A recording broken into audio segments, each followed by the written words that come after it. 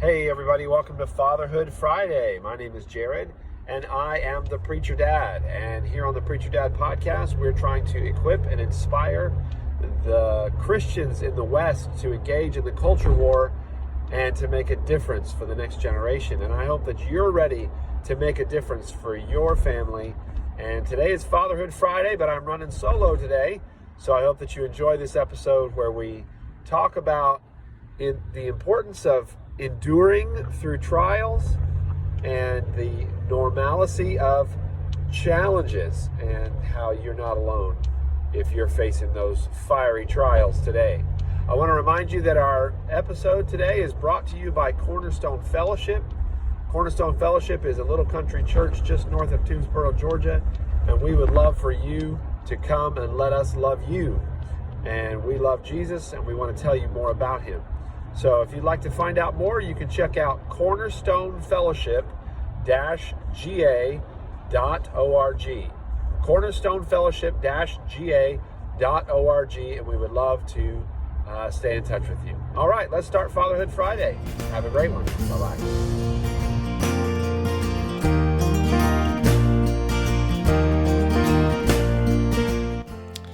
Well, hello, all you 7 or 8 listeners out there. This is Fatherhood Friday.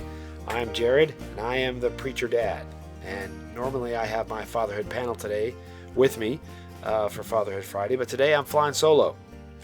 And, we were talking recently about some of the things that we've been experiencing in the last couple of weeks since Charlie Kirk's memorial service, which was a spiritual high for most of us.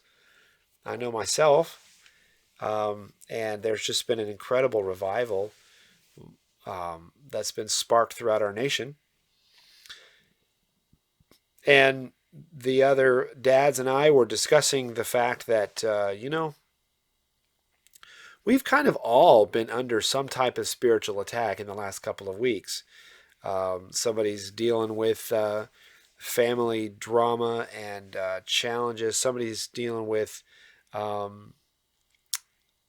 church issues going on in their church family, in addition to losing a family member.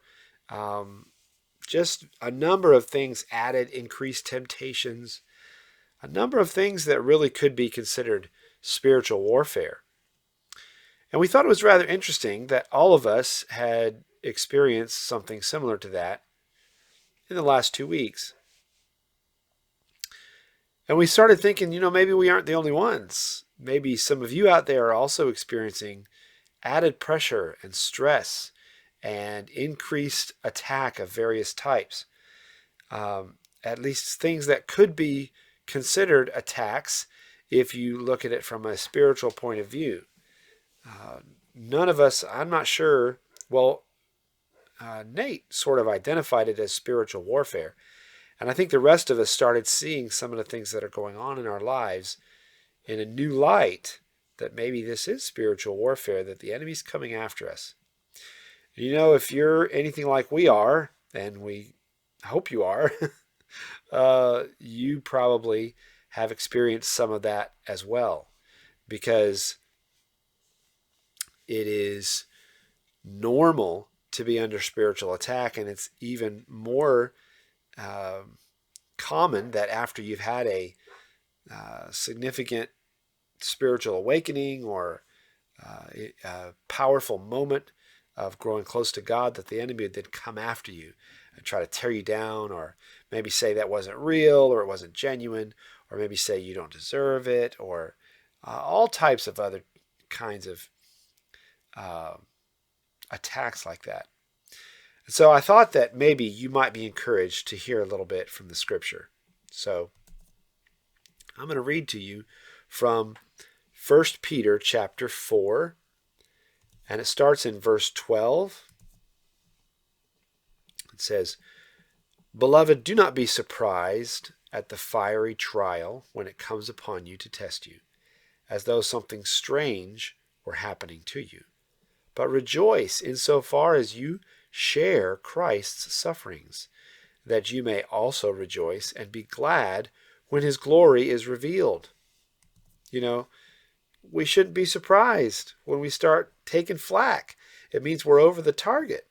A few months ago, our church was vandalized. Someone broke in and broke a few windows and threw the cross from the wall on the floor and turned over the pulpit and threw chairs around the room. They didn't steal anything. They just tore everything up in the sanctuary. They went over the fellowship building and did similar stuff over there. And honestly, at first it was a little discouraging. And then by Sunday, we were almost encouraged by that because we felt like, well, maybe that means we're doing what we ought to do if the devil doesn't like it that much. And so maybe, you need to look at the fiery trials as normal life. Hey folks, I want to tell you about 7 Weeks Coffee. They're a company that believes every life is worth fighting for. When you purchase 7 Weeks Coffee, you're directly helping to fund their network of over 750 pro-life organizations across the country. That's because with every purchase of their delicious coffee, 7 Weeks is donating 10% of that sale to pro-life pregnancy centers that reach women and men in crisis every day. In the last 2 years, 7 Weeks Coffee has donated $250,000 to help save the lives of children and also rescue their parents from years of regret and suffering. But you don't have to endure poor quality coffee to make a difference. Their coffee is harvested in the most organic way possible, and you can taste the difference in every sip. It really is quite good, folks. I really am loving this coffee. These coffee beans are mold and toxin free, and they use organic farming practices, and the coffee is ultra low in acid. When a baby reaches 7 weeks from conception, it is the size of a coffee bean, and that is also the point at which a heartbeat is first detectable. 7 Weeks Coffee is committed to the pro-life cause, and you can get an outstanding product while contributing to the important work of pregnancy centers across the United States. Now, in order to get 10% off, you can go to preacherdad.com and use my special link, or you can go to 7weekscoffee.com and use the promo code PREACHERDAD for 10% off. And then you can join me in saving lives one cup of coffee at a time. Go to 7weekscoffee.com today and use the promo code PREACHERDAD. Some people want to teach that a Christian should have all kinds of success and prosperity. God intends you to be wealthy and all kinds of things like that. And, God does intend us to prosper and to succeed, but that doesn't always look like the world sees it. The world sees prosperity one way and the Lord sees it another way. And so we need to remind ourselves of that, and we need to remind ourselves that trials, fiery trials, are par for the course. He says, don't see fiery trials when they come upon you to test you as though something strange were happening, or how could this happen? Oh my goodness, I'm so surprised. No, don't be surprised. It's par for the course. This is the normal, regular way of work in the kingdom. This is kingdom work you're doing, and you're going to be attacked. So, if you are attacked, and spiritually speaking, under spiritual attack of some sort, or maybe you're just beat down or worn out, or there's fiery trials coming upon you, it's all right. That means you're heading the right direction. It means the devil doesn't like what you're doing. Peter goes on to say, if you are insulted for the name of Christ, you are blessed, because the Spirit of glory and of God rests upon you. Man, I tell you, I want the Spirit of God to rest upon me. And if that means I got to put up for some insults because of that, that's okay. I am blessed. I am blessed. He continues and says, but let none of you suffer as a murderer or a thief or an evildoer or as a meddler. Yet if anyone suffers as a Christian, let him not be ashamed, but let him glorify God in that name. So, he's saying, listen, don't suffer because you're doing wrong. If you're doing wrong, you kind of deserve what you get. I suppose in some ways, although all of us deserve worse than we get, I would say. But, he's saying, hey, don't suffer for doing wrong things. Do the right thing. And if you're suffering for the name of Christ, rejoice in that and be grateful. And just recognize that that's the normal way things are going to go in the Christian life. And so he says in 1 Peter 5, verse 8, he says, "Be sober-minded, be watchful. Your adversary, the devil, prowls around like a roaring lion seeking someone to devour. Resist him, firm in your faith, knowing that the same kinds of suffering are being experienced by your brotherhood throughout the world." You know, it was rather encouraging the other day to discuss with my brothers their struggles and their sorrows and the challenges of their lives, and to realize I'm not alone. And, you know, I think it encouraged them to hear that, yeah, I'm experiencing the same thing.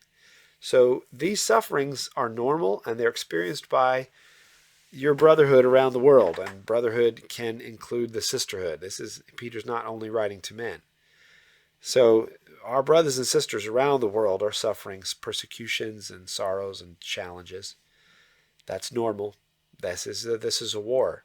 We are involved in a war, and we need to be prepared for facing that spiritual attack. So I just thought maybe somebody out there needed to hear a little bit of encouragement to realize that, hey, you're not alone, and this is not abnormal.